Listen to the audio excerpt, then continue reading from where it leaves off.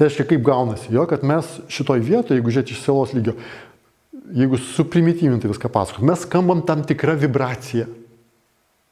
Šita vibracija iš gyvenimo pritraukia tokia vibracija skambantį žmogų ir mes sulimpam.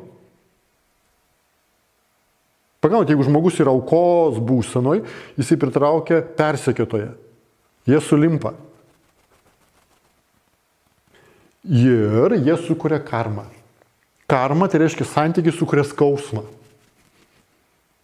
Kartais mes galim pritraukti, žmogus nėra viena vibracija, mes galim daug vibracijų, mes pritraukiam vienas kitą žmogų. Ir tos vibracijos, jos pradeda pritraukti tam tikras aplinkybės, jausmus ir emocijas. Dėl to senovės išminties tradicijose aiškina, kad žmogaus siela ateina su tam tikrom vibracijom, dėl to pritraukia tam tikrus žmonės ir tam tikras aplinkybės. Ilgai nustebint žmonės po 50-60 stebėjimo metų žmonių, jūs matysite, kad žmonės, jie visada pritraukia tas pačias situacijas, tos pačius žmonės, kol neišsprendžia to uždavinio. Dėl to santykiai gali būti arba karma, tai yra skausmas, arba paprastai techniškai, pavadinkime, gyvenimo pamokos. Tai reiškia, jeigu auka pritraukia persekiotoją, vadinasi, tavo gyvenimo pamoka nustoti būti auka, o ne vengti vyrų, kurie tave persekioja. Tiesiog, kai tik nustosi būti auka, iš karto tu pritrauksi kitus žmonės. Iš karto į tavo gyvenimą ateis kiti žmonės. Vadinasi, gyvenimas arba santykiai, arba karma, tai yra skausmas, vienas kitą skausminam ir negalim palikti vienas kito, nes traukia pačiam lygmenį.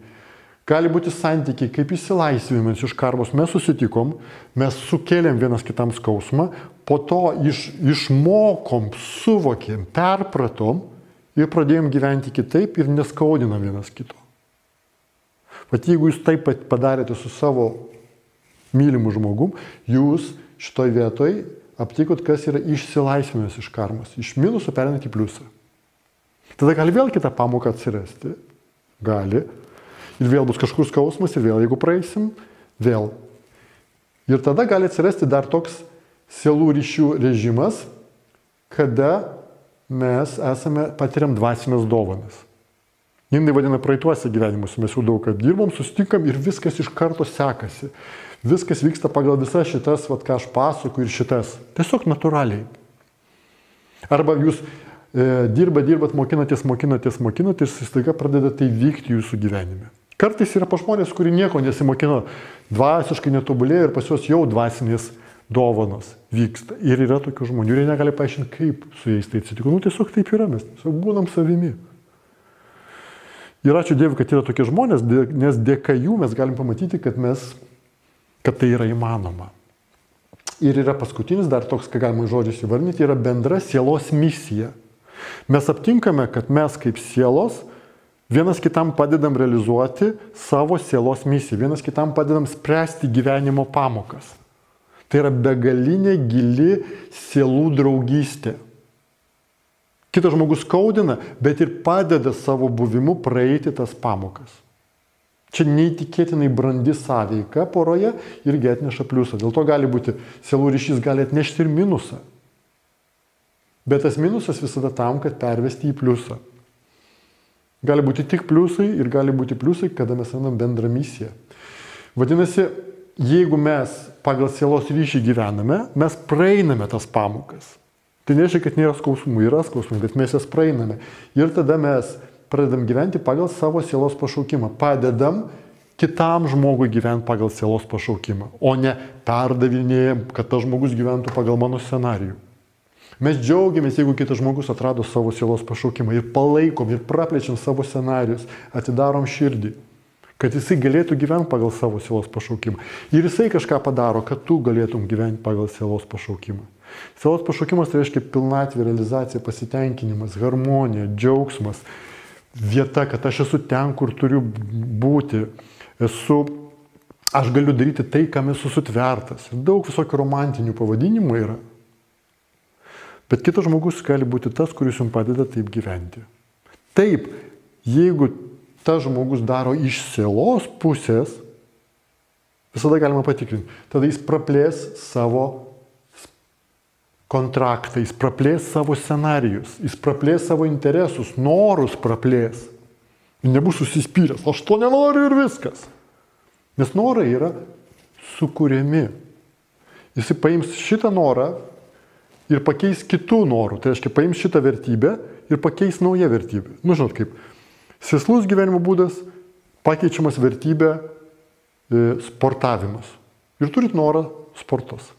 Ir jis iš karto patenkina poreikius daugumų susijusių su kūnu. Lygiai taip pat tas žmogus, jeigu jisai norės iš sielos lygio, norės padėti kitam žmogui arba myli kitą žmogų, tai jis stengsis padėti tam žmogui ir praplėsti savo scenarijų. Čia labai svarbus patikrinimas, gyvenimo patikrinimas. Ir jeigu jis praplės, jis atras naujus scenarijus, naujas galimybės. Dėl to, kada žmonės turi šitą lygį ir aptinka šitą lygį, jie sukuria visiškai naujus scenarijus, kurių nebuvo nei čia, nei čia, nei čia. Jie sukuria individualų, personalinį gyvenimo būdą. Tai yra unikalu ir tai ir yra kūryba, santykių kūryba, į kurią mes kviečiam ir apie kurią mes mokinsimės, bet va šita dalis labai svarbu, kad būtų kūryba. Nes jeigu nėra šitos vietos, tada mes negalime, kol aš esu susitapatinęs su mintimis, aš negaliu pakeisti minčių.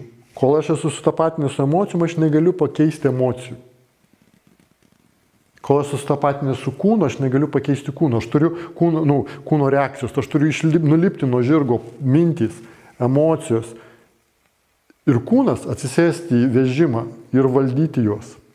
Tai yra sielos lygis. To mes ir mokinam visuose savo mokymus ir apginkluojam įvairiais įgūdžiais, sugebėjimais ir taip toliau. Dėl to mes rytoj, poryt ir dar vieną mūsų vakarą ir po to toliau, bet jau dabar šitą vadinamąjį savaitgalį mes tyrinėsime kiekvieną iš šitų atskirai. Darysim tam tikrus pratimus, kurie padės jums įsigilinti, išgirsti savo tos kontraktus, visokius modelius, kuriuos jūs čia naudojate, kuriuos čia naudojate, sielos lygį išgirsti ir taip toliau, gauti įžvalgas, insightus, instaliuoti visą šitą programą, kad jūs galėtumėt ją naudotis, analizuoti be vertinimų santykius ir rasti sprendimus, kaip čia ir kaip čia ir kaip čia atrasti va tos teigiamus dalykus, apie kuriuos aš pasakoju. Va tokia mūsų užduotis, tokia mūsų kelionė, į kurią aš jūs kviečiu.